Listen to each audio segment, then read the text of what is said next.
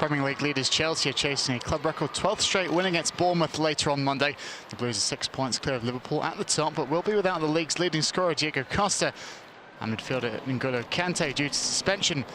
Antonio Conte says it's a good chance for some other squad members to step up.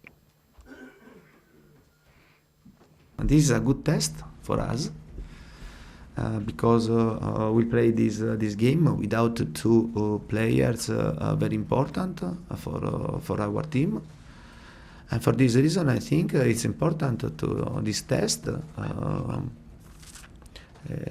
evaluate the situation, no? the global situation in our squad, also to give the possibility to play some player that until now is not playing a lot.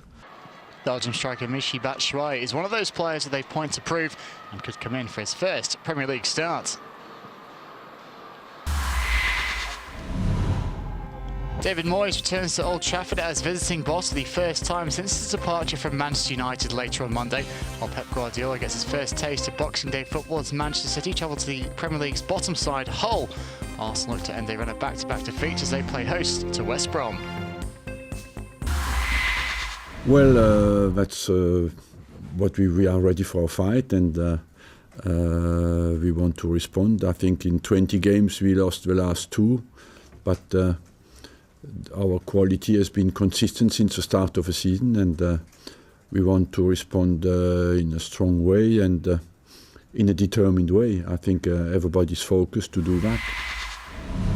It was a memorable year for Euro 2016 winners Portugal as they claimed the country's first major football title. Cristiano Ronaldo and co were greeted with a hero's welcome on their return home after beating host France 1-0 following extra time in the final in Paris. It wasn't pretty at times. Portugal didn't win a single group match, but that didn't matter in the end.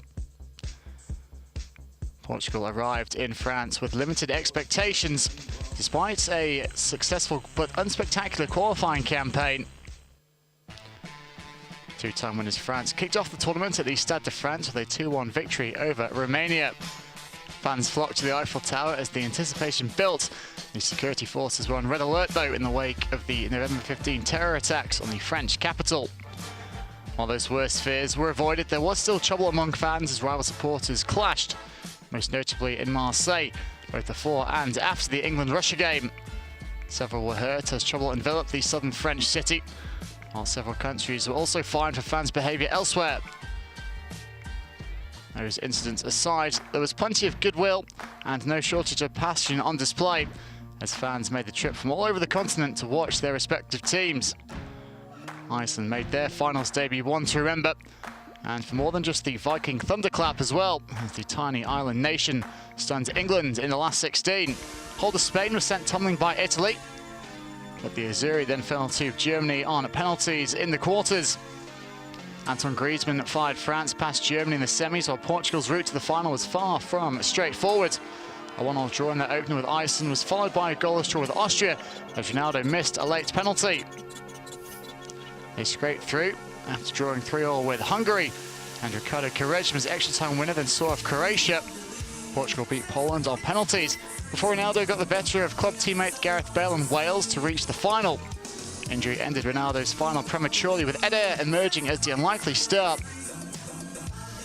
His goal triggered wild celebrations, Ronaldo and coach Fernando Santos bursting with emotion. It was heartbreak for France, but delight for Portugal, as the Henri Delaunay trophy was at last theirs. Armel Leclerc could yet still have a fight in his hands in the Vendée Globe Round the World race. The French skipper remains almost 500 nautical miles in front after passing east of the Falkland Islands, but he isn't out of sight yet after watching his lead trimmed almost by half over the past 2 days. Alex Thompson is looking to become the first non-Frenchman to win the race. He passed Cape Horn on Christmas Day and is hopeful of further reducing the gap as he and Leclerc head north. Jeremy Baillot, another Frenchman, is a distant third and is expected to pass Cape Horn on Tuesday. The field has been whittled down to 19 races, with 10 of the original 29-man field forced to abandon already.